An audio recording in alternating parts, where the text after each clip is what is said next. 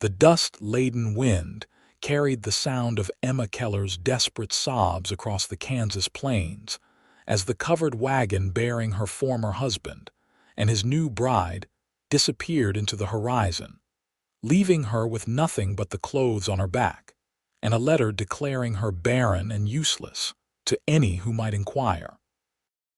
It was 1873, and in a world where a woman's worth was measured by the sons she could produce, Emma had been found wanting. Emma clutched the crumpled letter in her trembling hands, the cruel words of Thomas Worthington, the banker who had purchased her as a mail-order bride just 2 years prior, still burning in her mind. After 2 years of marriage and not a single pregnancy to show for it, he had written to her family back east, I find myself requiring a refund or a replacement as the merchandise is defective. Merchandise. That's all she had been to him, an investment that had failed to yield returns. The stagecoach station of Liberty Creek was hardly more than a collection of weathered buildings surrounded by the vast prairie, but it was the only shelter Emma could see for miles. Her chestnut hair whipped around her face as she trudged toward it, her eyes red-rimmed and swollen from crying. Inside the station, a handful of travelers waited for the next coach. Emma found a corner bench and collapsed onto it, clutching her small carpetbag, the only possession Thomas had allowed her to keep. She had no money, no home, and no prospects. At 22, she was considered damaged goods, and the frontier had little use for women who couldn't fulfill their primary purpose of bearing children. Next coach to St. Louis leaves in 3 hours, announced the station master, a gruff older man with spectacles perched on his nose. Anyone heading east better be ready. Emma closed her eyes. She had come west with such hopes, such dreams. The daughter of a Boston seamstress, she had answered Thomas's advertisement seeking a refined, fertile young woman of good breeding, in hopes of escaping the grinding poverty of her childhood. She had sent her daguerreotype, exchanged a few letters, and within months found herself married to a man she had never met in a town where she knew no one, and now she was being sent back like a faulty parcel. "Excuse me, miss," a deep voice interrupted her thoughts. "You look like you could use this." Emma looked up to see a tall man holding out a tin cup of water. He wore the practical attire of a working cattleman's sturdy denim trousers, a simple cotton shirt open at the collar, and a wide-brimmed hat that cast shadows over his face. But what struck her most were his eyes, kind and the color of the sky after a storm. "Thank you," she murmured, accepting the cup with shaking hands. "Name's Jacob Easton," he said, settling onto the bench beside her, maintaining a respectful distance. "Heading to my ranch outside St. Louis after selling off part of my herd." Emma nodded but didn't offer her name in return. What was the point?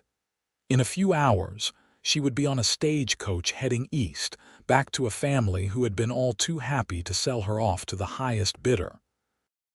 "I couldn't help but notice you're in some distress, madam," Jacob continued, his voice gentle. "Is there someone waiting for you at the next stop?" A fresh wave of tears threatened to spill over. "No," Emma whispered. "There's no one." Jacob was silent for a moment, contemplating. He wasn't a man to pry, but something about the young woman's desolate expression stirred something protective in him. "I don't mean to impose," he said finally, "but sometimes telling your troubles to a stranger can lighten the load. I've got nowhere to be until the coach arrives." Perhaps it was his kind voice, or perhaps it was simply that Emma had reached the breaking point where pride no longer mattered, but the words tumbled out of her as though a dam had broken. "They sold me," she said, her voice barely audible. "My former husband, he's sending me back to my family because I can't bear sons. 2 years of trying and nothing to show for it. He's already taken a new wife, someone younger, someone who he believes will give him the sons he desires." Her fingers twisted the fabric of her skirt. "The letter he sent with me says I'm barren, that I'm worthless." Jacob's expression darkened with each word, his hands clenching into fists on his knees. In his 42 years, he had seen many injustices on the frontier, but few things angered him more than men who treated women as property. "That's not right," he said, his voice low and controlled. "No person should be treated that way." Emma gave a bitter laugh. "It doesn't matter what's right, it's how things are. I have nowhere to go except back to a family who will see me as nothing but a burden, another mouth to feed with nothing to contribute." Jacob ran a hand through his hair, pushing his hat back slightly. "And what would you do if you could choose your own path?" The question startled Emma. No one had ever asked her that before. I would stay out west," she said after a moment. "I've grown to love the open spaces, the freedom of it. I would find work, perhaps as a seamstress or a teacher. I'm educated, I can read and write and do sums." A ghost of a smile touched her lips.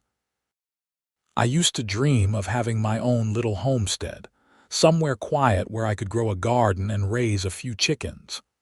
Jacob nodded, a thoughtful expression crossing his weathered face. He hesitated, then seemed to come to a decision. "Miss," he said carefully, "I don't know you and you don't know me, but I've got a proposition for you if you'd be willing to hear it." Emma tensed, immediately wary. She had learned the hard way that men's propositions rarely benefited women in her position. Seeing her reaction, Jacob raised his hands in a placating gesture. "It's nothing improper, I assure you. The fact is, I'm a widower with 3 daughters aged 12, 9, and 6. My wife Alice passed from fever 2 winters back, and I've been trying to manage the ranch and raise the girls on my own. It hasn't been easy." He paused, choosing his words carefully. "I'm not looking for a wife, miss. I'm looking for help. Someone to look after my girls, teach them their letters and numbers, keep the house in order while I tend to the cattle. In exchange, you'd have a roof over your head, food on your plate, and fair wages that would be yours to keep or save as you please." Emma studied him, searching for signs of deception. "Why would you offer such a position to a complete stranger?" "Because my daughters need a woman's guidance," he replied honestly, "and because no one should have to go back to people who would sell them in the first place." Emma's mind raced with possibilities and concerns. "Your daughters. They'll need more than just education and housekeeping. They'll need someone to care for them." Jacob nodded. "That's exactly what I'm hoping for. Someone who will see them as children to nurture, not just tasks to complete." "And if I can't bear children of my own, that won't trouble you?" The question slipped out before she could stop it. A flash of something anger, perhaps, though not directed at her, crossed Jacob's face. "Miss, I already have 3 wonderful daughters who fill my life with joy. I don't need sons to validate my worth as a man, and you don't need to bear children to validate your worth as a woman."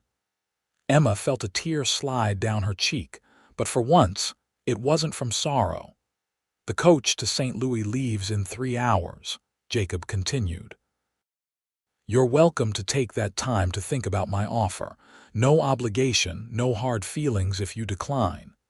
He stood up, tipping his hat respectfully. "I'll be over by the ticket counter when you've made your decision." As Jacob walked away, Emma found herself watching him with new eyes. There was something solid about him, something trustworthy in the way he carried himself and the thoughtful manner of his speech.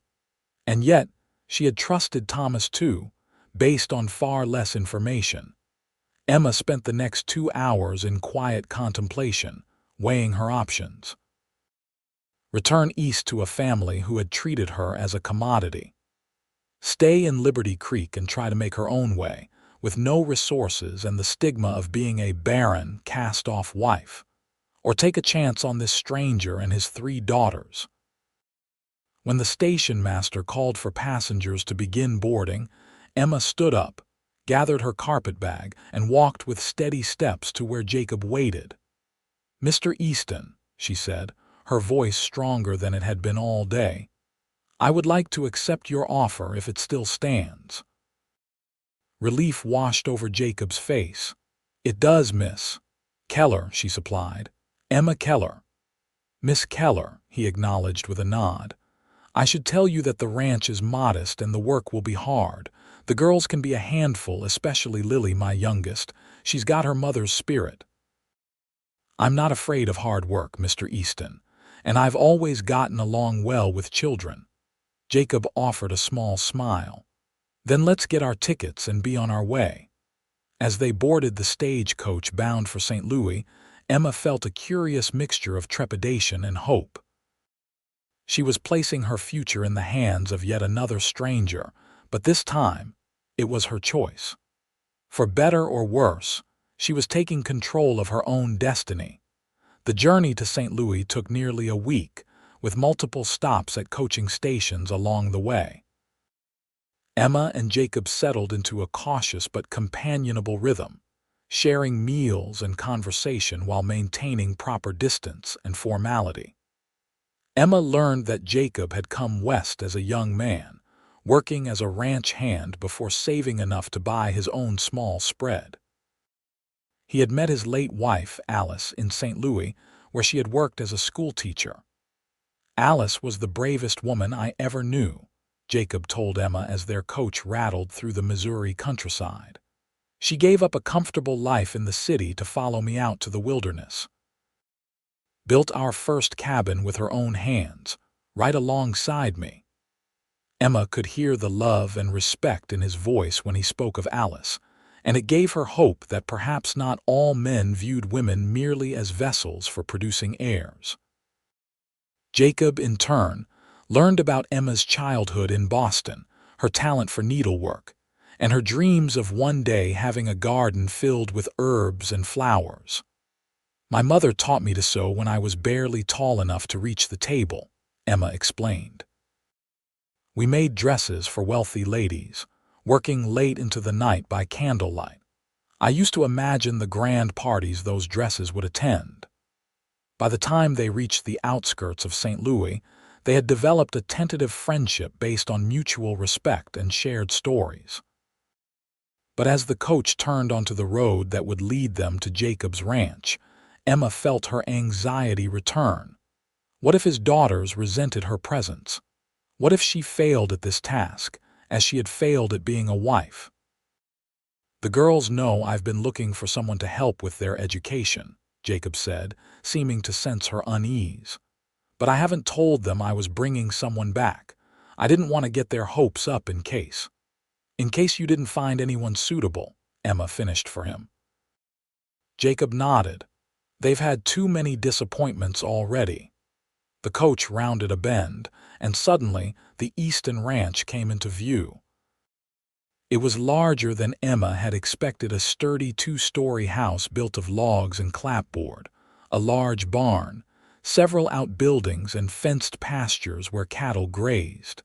A vegetable garden was visible to one side of the house, and a small orchard stretched behind it. "It's beautiful," Emma whispered. Jacob looked pleased. "It's home." As the coach pulled up to the house, the front door burst open and 3 young girls spilled out, all with varying shades of their father's auburn hair. Pa's home," they cried in unison, rushing toward the coach.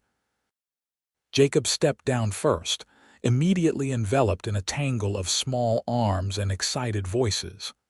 Emma remained in the coach, suddenly hesitant.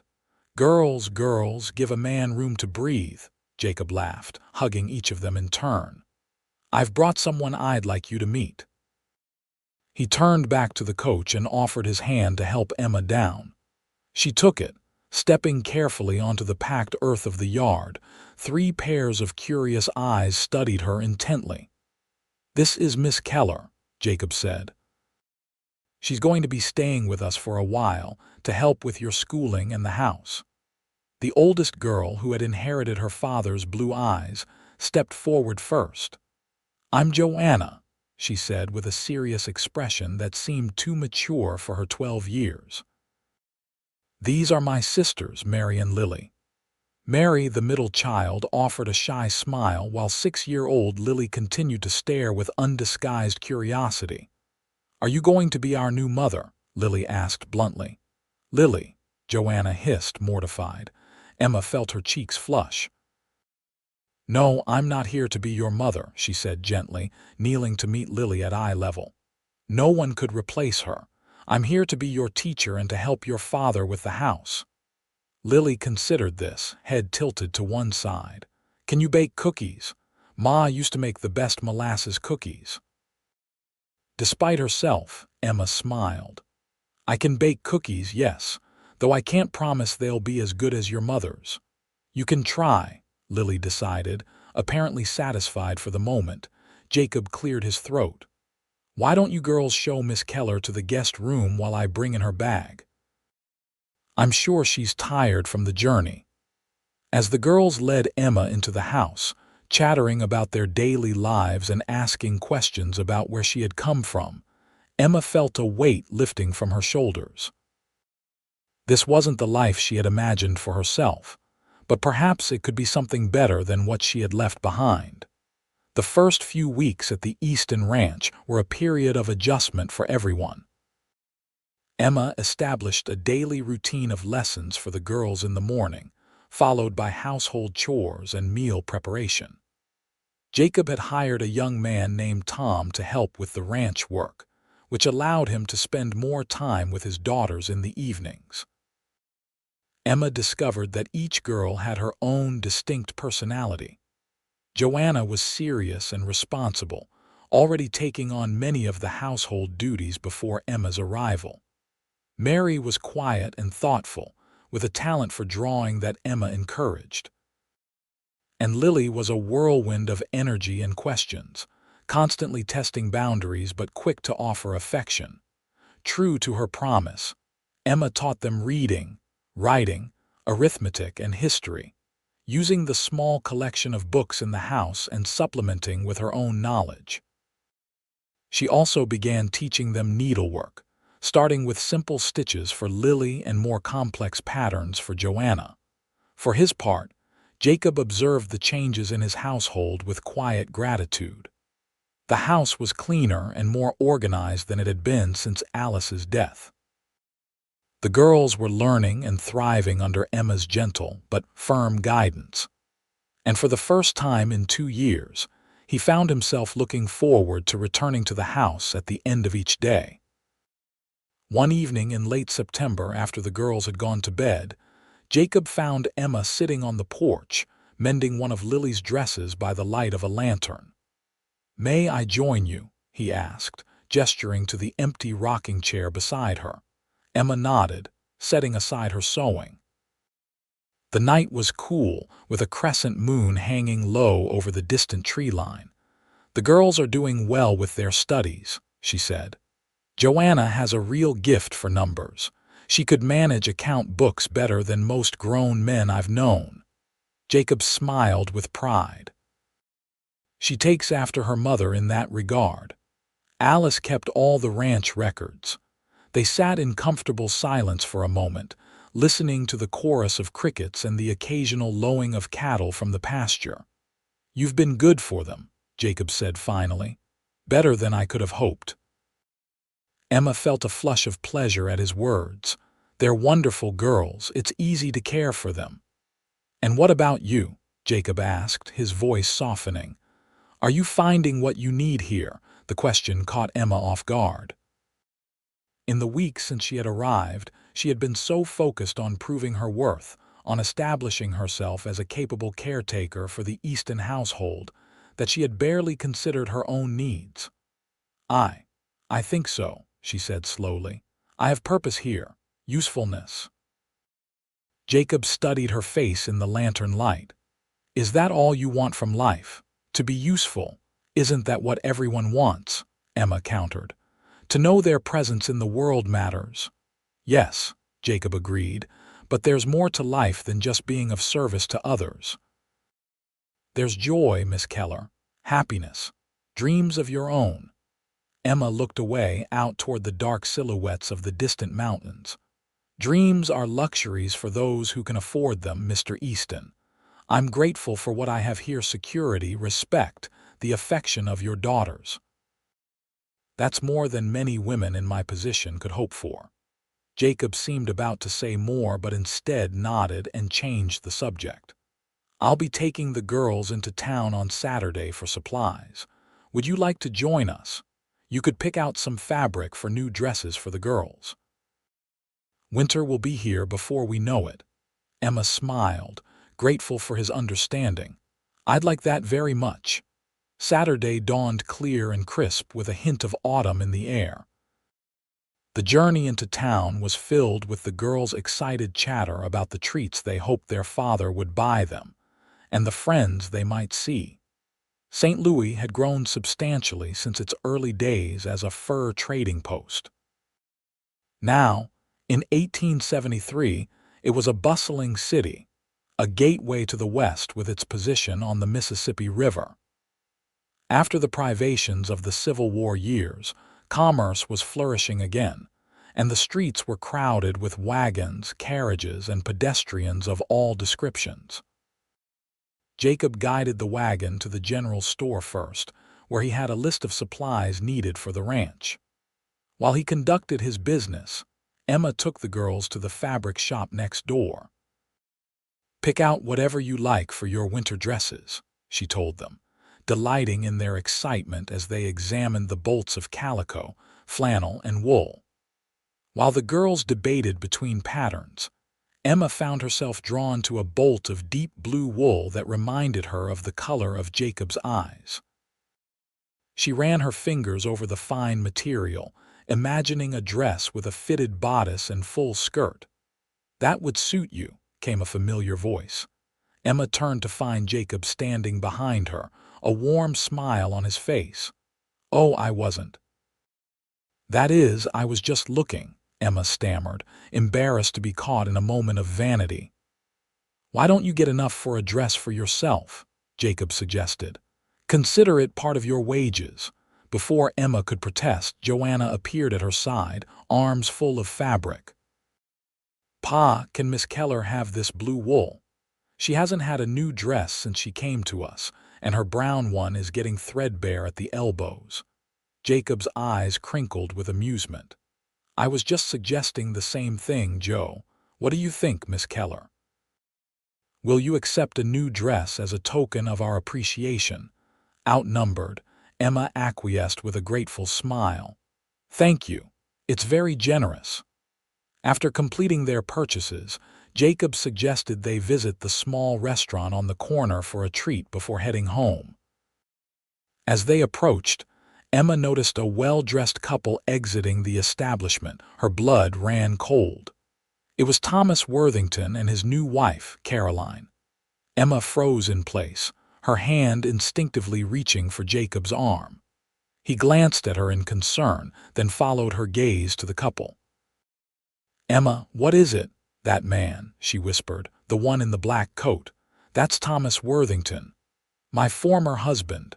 Understanding dawned on Jacob's face, followed quickly by a protective anger.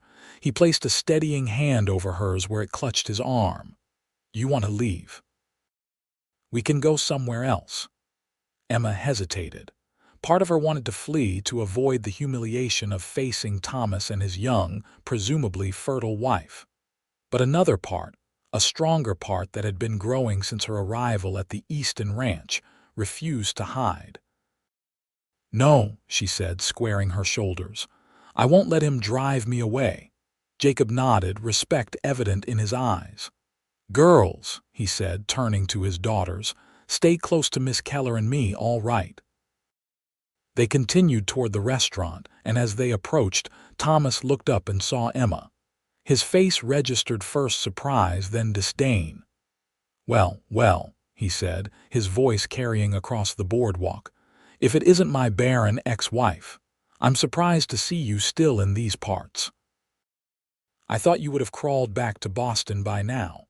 Caroline, a pretty young woman barely out of her teens, looked uncomfortable at her husband's rudeness. "Thomas, please," she murmured, tugging at his sleeve. Emma felt Jacob tense beside her but was grateful when he allowed her to respond on her own. "Hello, Thomas," she said, her voice steadier than she felt. "I hope you are well." Thomas snorted. "Better than well, now that I've secured a proper wife." He placed a proprietary hand on Caroline's still flat stomach. "Already with child after just 3 months of marriage, something you could never manage in 2 years. Emma flinched as if struck, but before she could reply, Lily piped up from beside her. "That's not very nice," the 6-year-old said, frowning at Thomas.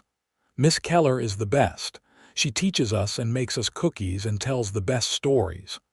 Thomas looked down at the child with disdain. "And who might you be, little girl? I'm Lily Easton," she declared proudly.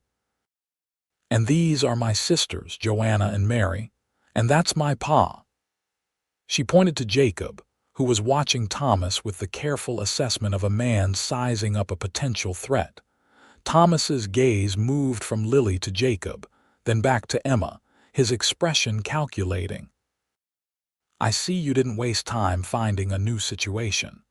Tell me, Easton, did she inform you of her defect before you took her in? Or were you desperate enough not to care?" Jacob took a step forward, his voice low and controlled but carrying an unmistakable edge of steel. "Mr. Worthington, I suggest you consider your next words very carefully. Miss Keller is a respected member of our household and under my protection." Thomas sneered. "Protection? Is that what they are calling it these days?" Caroline tugged more insistently at her husband's arm. "Thomas, please, not in front of the children." For a moment, tension crackled in the air between the two men. Emma held her breath, aware of the curious stares of passers-by. Then Jacob did something unexpected. He smiled. "Mr. Worthington," he said, his voice conversational but carrying clearly to those nearby, "I want to thank you." Thomas blinked, thrown off balance. "Thank me? For what?" "For being foolish enough to discard a treasure." Jacob's hand came to rest lightly on Emma's back in a gesture of support. "Miss Keller has brought knowledge, kindness, and joy into the lives of my daughters. She is worth 10 of you, and your loss is our immeasurable gain." Emma felt tears prick at her eyes, not of humiliation this time, but of gratitude. Thomas's face flushed an ugly red. "You'll regret taking her in when you realize she can't give you sons to inherit your ranch." Jacob's smile didn't waver. "I already have 3 perfect heirs right here," he said, gesturing to his daughters, "and they're worth more than any number of sons." With that, he guided Emma and the girls past Thomas and Caroline into the restaurant. As the door closed behind them, Emma let out a shaky breath. "Thank you," she whispered to Jacob, "for defending me." Jacob shook his head. "I only spoke the truth, Emma, nothing more." It was the first time he had called her by her given name, and Emma found she liked the sound of it on his lips. The encounter with Thomas marked a turning point in Emma's relationship with the Easton family. That evening, after they returned to the ranch, the girls insisted on showing Emma all their treasured possessions, small keepsakes of their mother, favorite books, a collection of pretty stones that Mary had gathered from the creek. "We want you to know us better," Joanna explained solemnly. "Since you're part of our family now." Family. The word echoed in Emma's heart, filling a void she hadn't realized was there. Later, when the girls were asleep, Jacob found Emma sitting by the fire, working on the pattern for Lily's new winter dress. "I'm sorry about today," he said, settling into the chair across from her. "Worthington had no right to speak to you that way." Emma set down her sewing. "It's not your fault, and in a way I'm glad it happened. It showed me how far I've come since he sent me away." Jacob studied her thoughtfully. "You know, when Alice died, I thought the heart of this home died with her. The girls and I, we were just going through the motions, surviving but not living. And then you came." He leaned forward, his expression earnest. "Emma, I want you to know that whatever Worthington said, whatever anyone says, you have value beyond measure. Not because of what you can or cannot do with your body, but because of who you are. Your kindness, your patience, your strength. Those are the things that matter. Emma felt tears threatening again. No one had ever spoken to her with such sincere appreciation. "Thank you, Jacob," she said softly, "for giving me a place to belong." Something shifted in his expression then, a warmth kindling in his eyes that made Emma's heart beat faster. But he simply nodded and wished her good night, leaving her by the fire with her thoughts. As autumn deepened into winter, the relationship between Emma and Jacob continued to evolve. They settled into an easy partnership, sharing the responsibilities of the household and the raising of the girls. Emma found herself watching him when he didn't notice the way his hands moved confidently, as he repaired a chair or built a fire, the gentleness in his voice when he spoke to his daughters, the quiet strength in his bearing as he managed the challenges of ranch life. For his part, Jacob found countless reasons to seek Emma's company, asking her opinion on ranch matters, bringing her wildflowers he had spotted while checking the cattle, sitting with her in companionable silence as she sewed, and he whittled wooden toys for the girls. The girls observed these developments with varying reactions. Joanna maintained a cautious optimism, still protective of her mother's memory, but warming to the idea of Emma as a permanent fixture in their lives. Mary, who had been too young to fully remember her mother, blossomed under Emma's attention, following her about the house and asking to learn everything Emma knew about sewing and cooking. And Lily, with a child's unguarded heart, had already decided that Emma belonged with them forever. December brought heavy snows that blanketed the ranch in white silence. The cattle were brought closer to the barn, and the days shortened into long evenings spent indoors.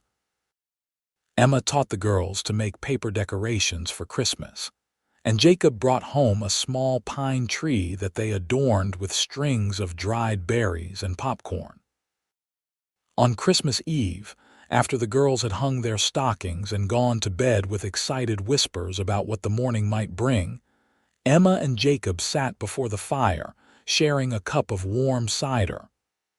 "I have something for you," Jacob said, reaching into his pocket. "I was going to wait until tomorrow, but—" He handed her a small package wrapped in brown paper and tied with a piece of red yarn. Emma looked at him in surprise. "You didn't have to get me anything." "I wanted to," he said simply. With careful fingers, Emma unwrapped the package. Inside was a small wooden box, beautifully carved with a pattern of wildflowers. When she opened it, a soft melody began to play. "A music box," she breathed, delighted. "Jacob, it's beautiful." "I sent away for it back in October," he admitted, "after that day in town. I wanted you to have something that was just for you, not related to your duties here." Emma ran her fingers over the intricate carving. "Thank you. I've never had anything so fine." Jacob's hand came to rest over hers. "Emma, there's something I need to say." She looked up, caught by the intensity in his blue eyes. "These past months with you here, they've been the happiest I've known since losing Alice. You've brought life back into this house, into our family." He paused, seeming to gather his courage. "Into me." Emma's heart began to race, but she remained silent, afraid to hope for what his words might mean.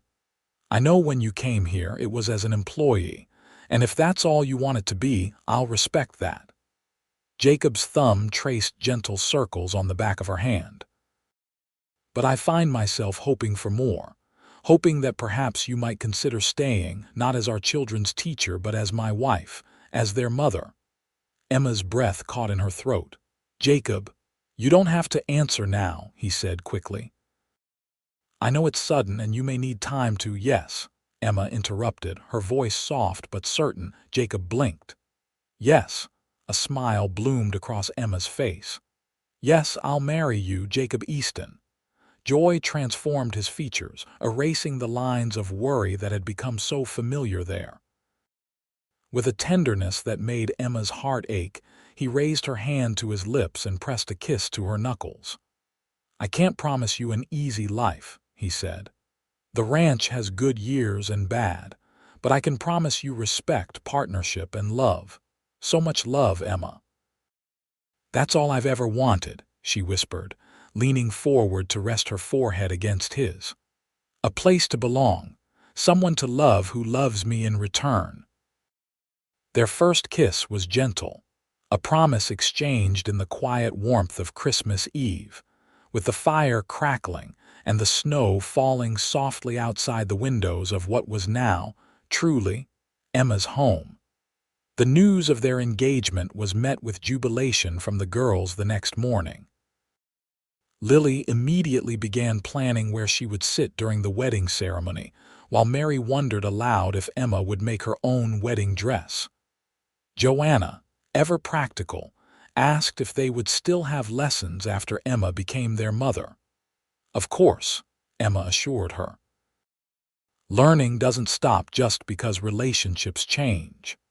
The winter months passed in a flurry of wedding preparations and the daily routines of ranch life. Jacob rode into town whenever weather permitted to order special supplies for the spring ceremony they had planned. Emma worked on her wedding dress in secret moments, using the blue wool Jacob had bought her in town, embellished with delicate white embroidery. By March, as the first hints of green began to appear beneath the melting snow, Emma had become an integral part of the Easton family. The girls now called her Ma without hesitation, and Jacob's eyes followed her with unabashed adoration wherever she went. The wedding was set for the first Saturday in April, when the wildflowers would be blooming across the prairie. Jacob had invited neighboring ranchers and their families, and the town minister would ride out to perform the ceremony.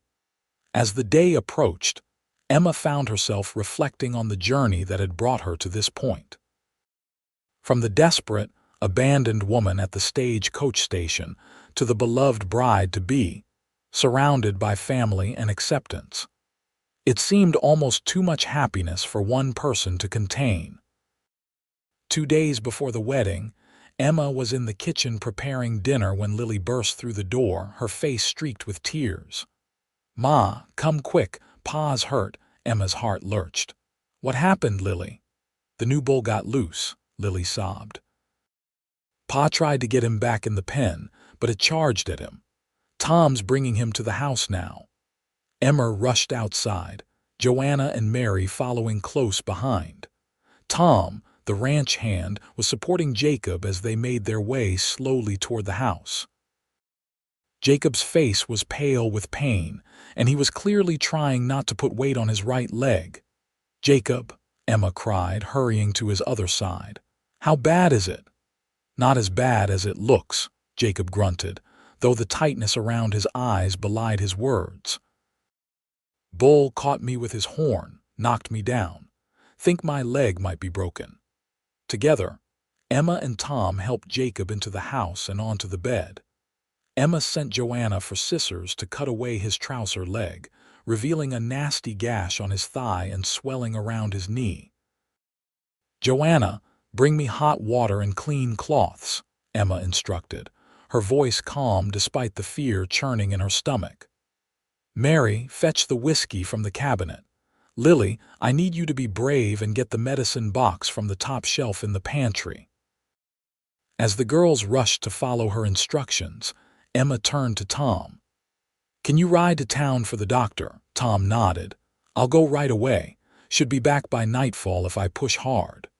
While they waited for the doctor, Emma cleaned and bandaged Jacob's wound, her hands steady despite her concern. When she tried to examine his knee, Jacob couldn't suppress a groan of pain.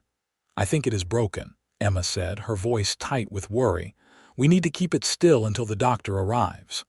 "Some wedding present," Jacob muttered, attempting a smile that turned into a grimace. "I'm sorry, Emma." She shook her head, blinking back tears. Don't you dare apologize, Jacob Easton. This changes nothing. The doctor arrived just after sundown, confirming Emma's assessment. Jacob's leg was indeed broken, and he would be confined to bed for at least 6 weeks. We'll have to postpone the wedding, Jacob said after the doctor had set his leg and left with instructions for care. Emma sat on the edge of the bed, her hand clasped in his. Nonsense. We'll simply move it indoors. I didn't fall in love with you for your ability to stand upright, Jacob. He laughed, wincing as the movement jostled his leg. Are you sure? It won't be the celebration you deserve. The only thing I need to make it perfect is you, Emma said simply. Besides, the girls have been looking forward to it. We won't disappoint them. And so, 2 days later, Emma Keller became Emma Easton in a ceremony performed in the Easton living room. Jacob sat propped up in a chair, his broken leg extended before him, while Emma stood beside him in her blue wool dress with white embroidery. The girls served as her attendants, each wearing a crown of early spring flowers that they had gathered that morning. It wasn't the wedding either of them had imagined, but as they exchanged vows before their friends and neighbors, Emma knew it was perfect in its own way, a testament to the strength of their love and the resilience of the family they had formed together. That night, after the guests had departed and the girls were asleep, Emma sat beside Jacob on their bed, her hand resting gently on his chest. "Happy, Mrs. Easton?" he asked, drawing her closer. "More than I ever thought possible," she replied, leaning down to kiss him. "Though I still can't quite believe it's real, that I get to stay here with you and the girls forever." "Believe it," Jacob murmured against her lips. "This is where you belong." As spring turned to summer, Jacob's leg healed and life at the Easton Ranch settled into a new rhythm. Emma took on more responsibilities while Jacob was recovering, learning to manage the business aspects of the ranch with Joanna's eager assistance. By the time Jacob was able to ride again, Emma had developed a confident understanding of cattle prices and supply needs that impressed even the most experienced ranchers who called on them. The summer brought another change as well, one that Emma discovered on a warm June morning when she woke feeling queasy for the 3rd day in a row. At first, she dismissed it as a passing illness. But as the days turned into weeks and certain other signs became apparent, Emma began to wonder if the impossible had happened. It was Mary who finally said what Emma had been afraid to hope. "Ma, are you going to have a baby?" the 9-year-old asked one afternoon as they worked in the garden. "Mrs. Peterson's tummy got big like yours is getting before she had her baby." Emma's hand stilled on the bean plants she was tying to stakes. I don't know, Mary. It's possible." That evening, after the girls were asleep, Emma sat with Jacob on the porch swing, watching fireflies dance in the gathering darkness. "Jacob," she began hesitantly, "there's something I need to tell you." He turned to her, concern immediately crossing his face. "What is it? Are you unwell?" Emma took a deep breath. I believe I might be, expecting a child." For a moment, Jacob simply stared at her as if trying to process her words. Then a smile of such pure joy spread across his face that Emma felt tears spring to her eyes. "A baby," he whispered, reaching out to place a gentle hand on her still flat stomach. "Our baby," Emma nodded, her own smile blooming despite her lingering fear. "I wasn't sure I should hope. After all, Thomas always said I was barren." Jacob's expression darkened momentarily. "Thomas Worthington was a fool who didn't deserve you," he said firmly. "And clearly he was wrong about many things. But what if something goes wrong?" Emma voiced her deepest fear. "What if I can't carry the child to term?"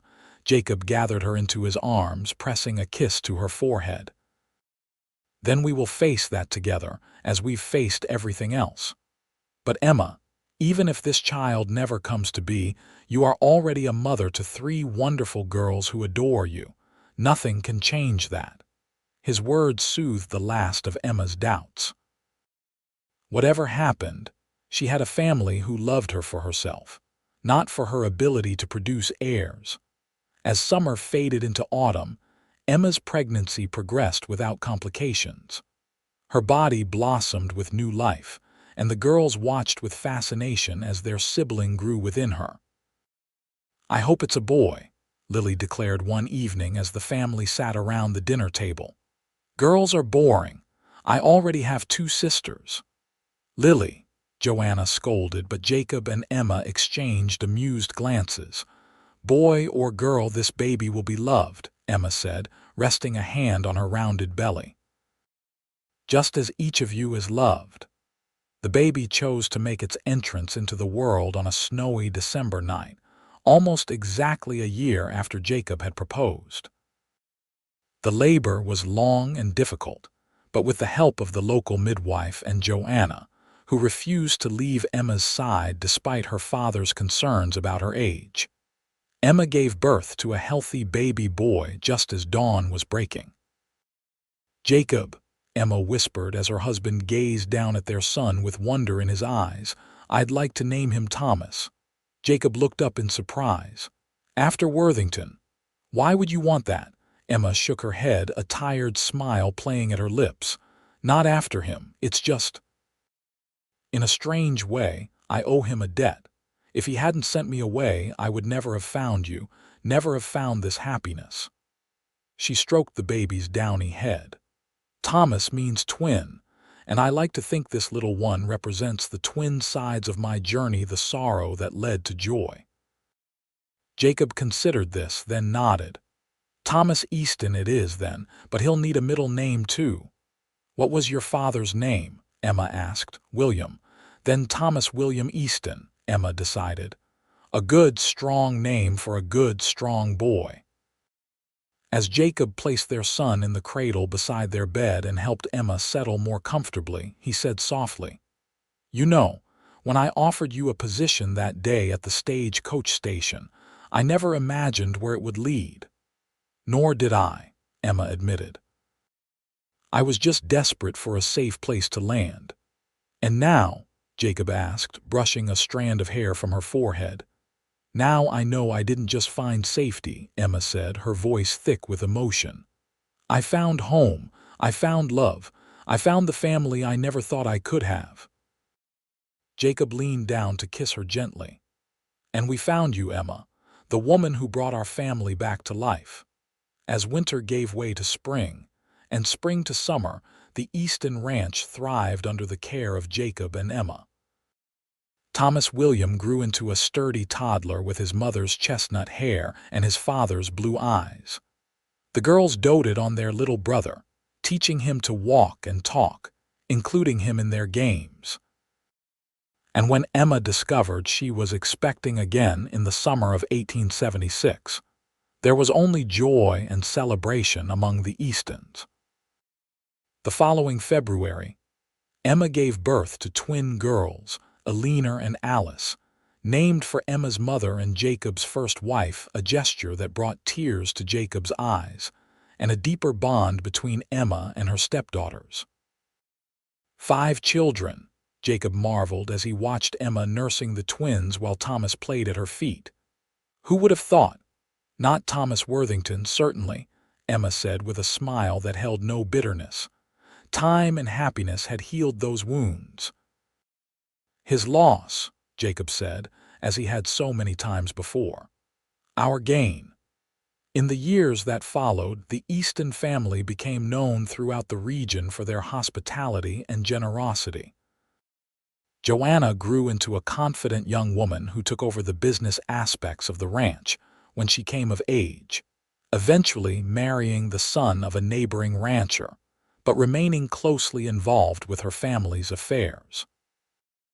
Mary developed her artistic talents and became a respected illustrator for a St. Louis newspaper. Lily, to no one's surprise, became a schoolteacher with a special gift for reaching difficult students. Thomas William followed in his father's footsteps, learning the ways of the ranch from childhood and eventually taking over its day-to-day operations when Jacob's joints began to trouble him. The twins, Alina and Alice, grew into beautiful young women who combined their mother's grace with their father's determination. And Emma and Jacob, through all the challenges and joys of frontier life, remained devoted partners, their love deepening with each passing year. On their 25th wedding anniversary, surrounded by children, grandchildren, and friends, Jacob raised a toast to his wife. "To Emma," he said, his voice still strong despite the silver in his hair. "The woman who came to us when we needed her most. The woman who proved that worth isn't measured in sons or daughters, but in love and courage." Emma, her own hair threaded with silver but her eyes still bright, smiled at the man who had seen her value when she herself had forgotten it. "And to Jacob," she added, raising her own glass. "The man who said, 'I have 3 daughters who need you,' when I had nothing left to give but my broken heart."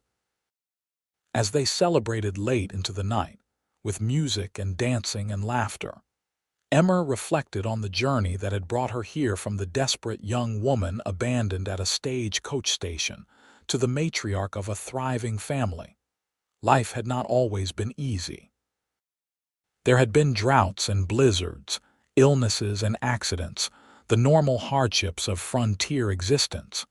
But through it all, there had been love, steady, patient, enduring love that had healed her wounds and given her the strength to build a new life. "Penny for your thoughts, Mrs. Easton," Jacob murmured, coming to stand beside her as she watched their grandchildren playing. Emma leaned against his solid presence, drawing comfort from his warmth as she had for a quarter-century.